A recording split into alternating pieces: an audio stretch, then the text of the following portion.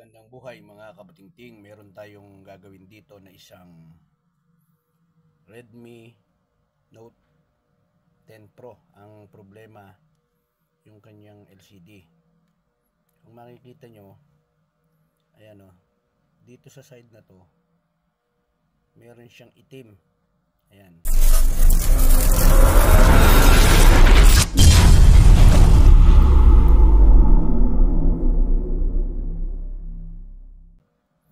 Kaya natatats pa naman siya, pero dito wala, bahagi na may itim, hindi na siya makita. Kaya kailangang palitan na natin ng LCD. Unang gagawin natin, ito, tanggal na rin yung dikit ng LCD. Ayan, hindi natin malaman kung nabagsak o paano.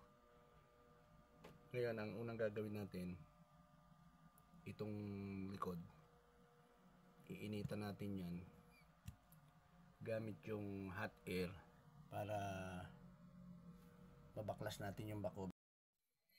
Yan, initan natin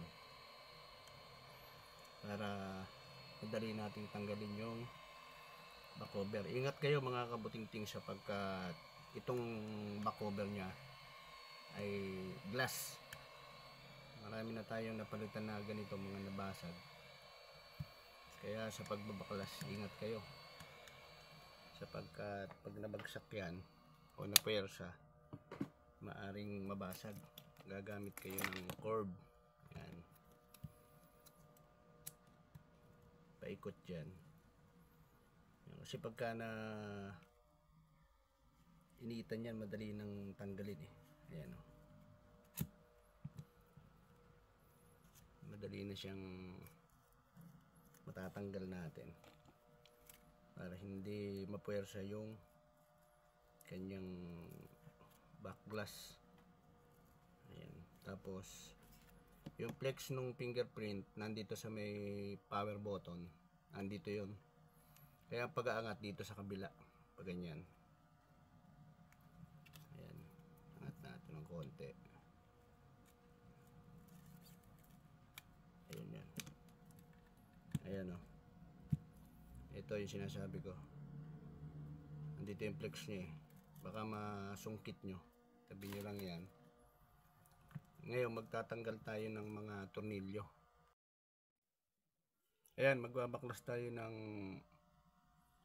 tornilyo. Gamit natin to. Ayan, lahat ng tornilyo na yan tatanggalin natin para magtatanggal kasi tayo ng side cover, sapagkat yung flex ng ating LCD nandito sa gilid, wala dito sa may board nya. Ayan.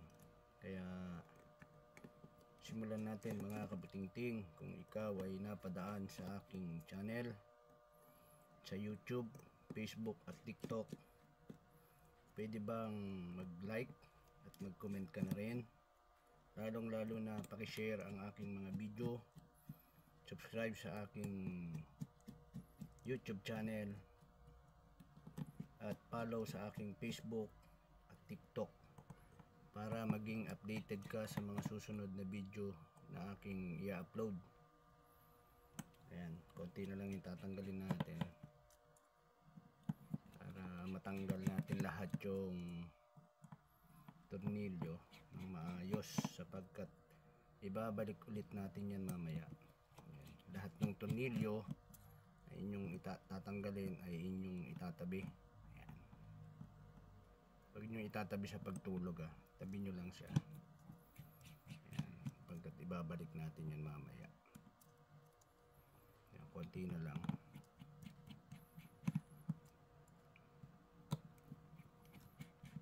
Ngayon natanggal na natin. Ang isusunod naman natin na tatanggalin yung kanyang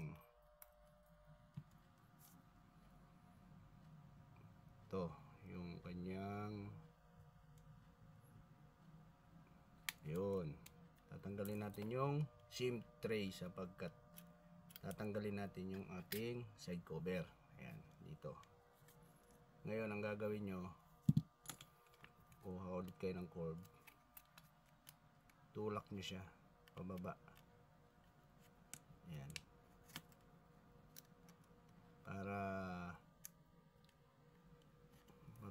natin yung side cover.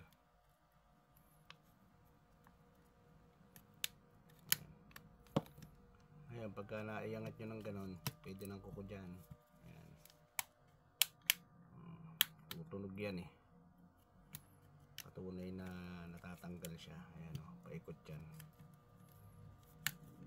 Ayan. Ingat lang kasi malambot yung frame, manipis lang siya.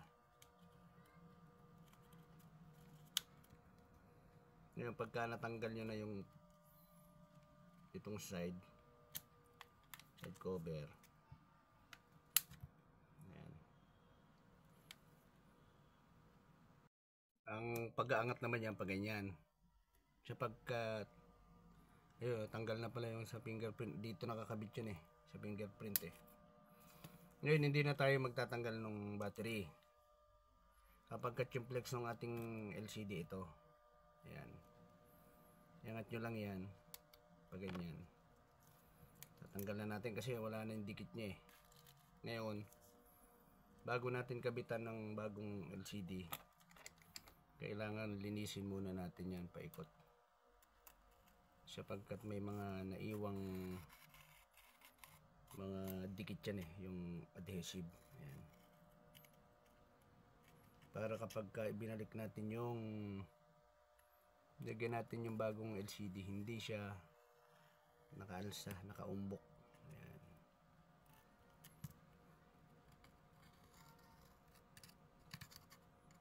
Okay, continue lang. Kaya mga kabuting-ting, nalinis na natin ngayon. Ang gagawin natin, ito, papalitan natin siya ng bagong LCD. Ayan. Ayan o. Redmi Note 10 Pro. Ayan. Ngayon bago natin siya i-fix, itatry muna natin. I-testingin muna natin siya kung okay ba yung binili nating LCD. Ayan, kaya ikabit muna natin bago natin siya dikitan. Ayan, kabit natin to. Pero paalala, bago kayo magtanggal ng LCD at magkabit na LCD, kailangan yung battery nyo nakatanggal sa connector, sapagkat maaring mag-ground yung LCD natin, masira. Ayan. Ngayon ikabit na natin dito. Ito naman battery, tapos itatry natin siyang i-on. Ayan, on natin. Ayan. Bukas na. Hintay lang natin ng konti para ma-check natin kung okay. Ayan, bumukas na oh. Ayan, ngayon na natin yung password niya.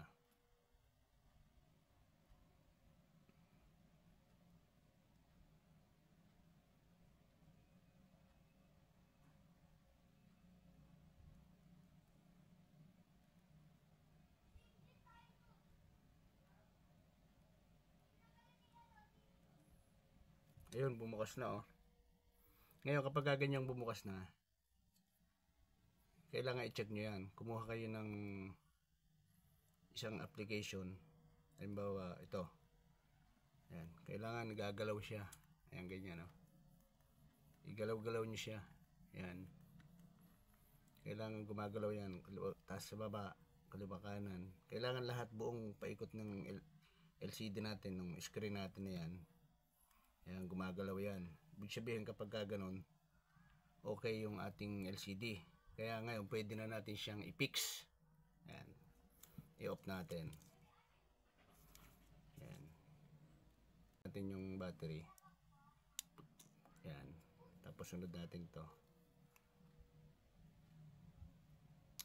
Ayan, at i-fix na natin. Ngayon bago natin siya i-fix itong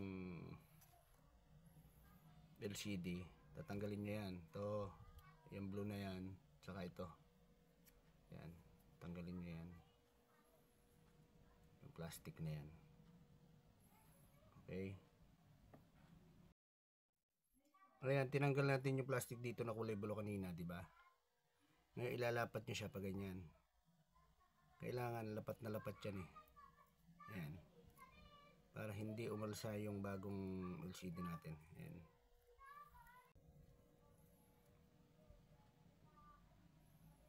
Okay. Ngayon, didikitan natin to. Didikitan natin to gamit yung adhesive.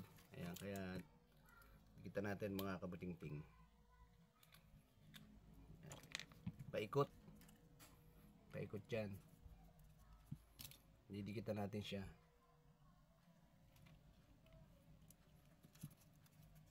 Magmula dito. Ayan.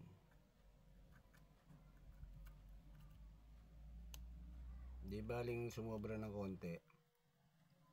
Wag lang siyang kukulangin sapagkat yung malilinis natin pagkakulang, pagka sobra. Pagkakulang, aalsa siya. Makikita yung backlight. Ayan. Tapos hanggang dito. Ayan. Ayan o.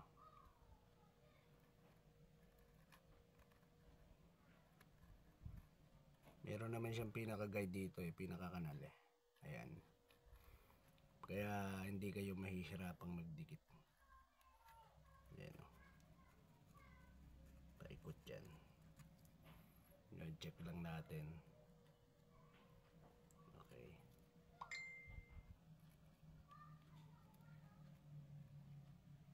Yan. Okay.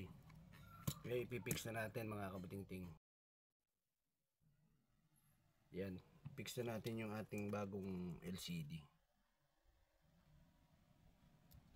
Suot nyo dyan. Yan. Tapos, itulak nyo siyang pataas. Pataas pababa. Pa-side. Para lumapat dun sa pinaka-kanal yung ating LCD. Ayan. Fix na natin.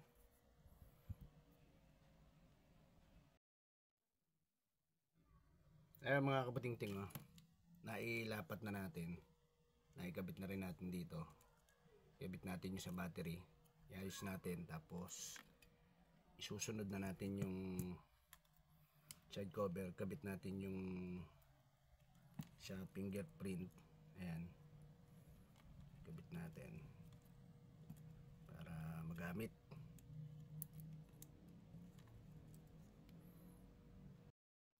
Ayan, nailapat na natin. Iayos lang natin. Yun. Tapos unahin nyo rito sa ibabaw. So, ganyan. Ayan o, tutunog yan eh. Ayan. Kaya nailapat nyo na mabuti. Ayan. Kakabit na natin yung tornilyo.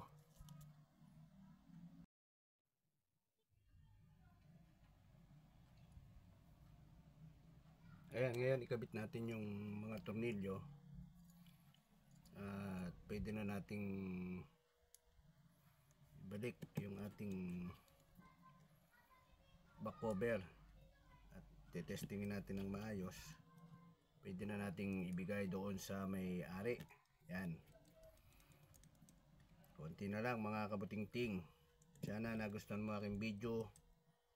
Paki-like naman at comment. Subscribe para maging updated ka sa mga susunod na video na aking i-upload. Ayan. Maraming salamat sa inyong panunood. Salamat sa lumusbaybay sa aking YouTube channel, Bong Butingting TV. Ayan. Maraming salamat po sa inyo. Ayan. Check lang natin. Sunod natin dito.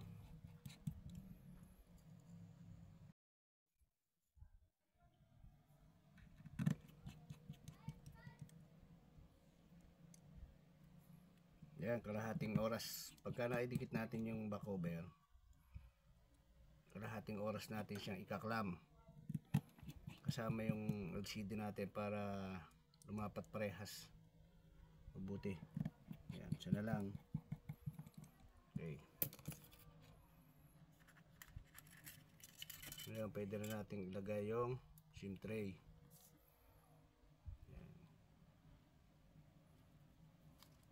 Tapos susunod na natin yung back-cover, didikitan din natin siya. Ayan.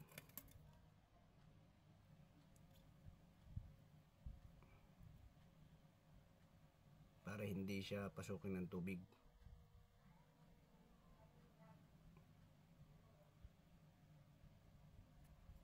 Ayan, paikot.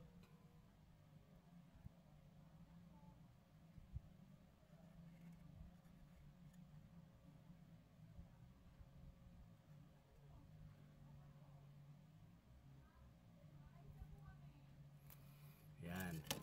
Ngayon ilalapat na natin.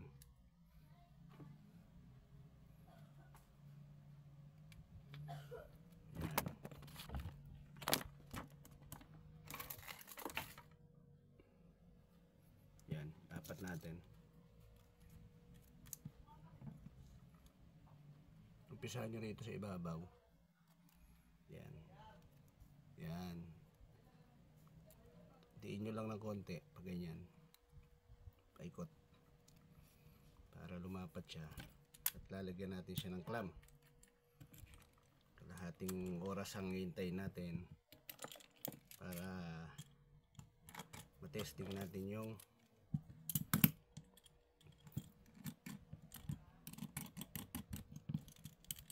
ginawa natin.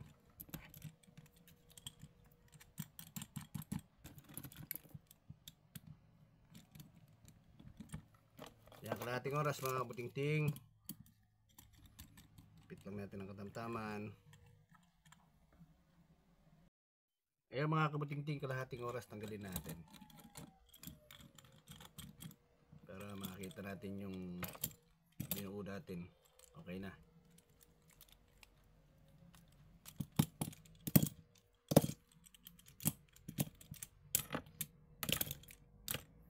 Yan o.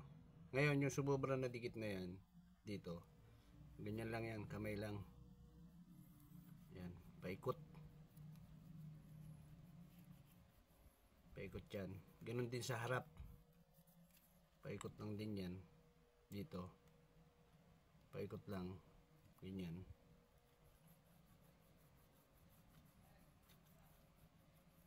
Yan, para malinis.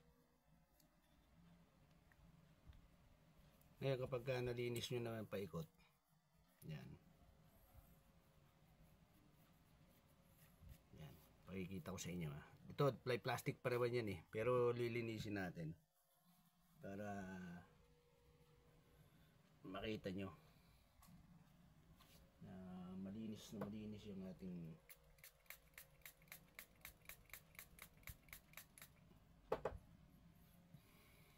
yan. Kuha lang kayo ng basahan o damit, kahit, tapos lagay alcohol, pwede alcohol, wag lang maraming nahuhula siya. Yan, para lang malinis yung gilid saka yung LCD natin na bago. Yan, kahit dito sa likod pwede yan.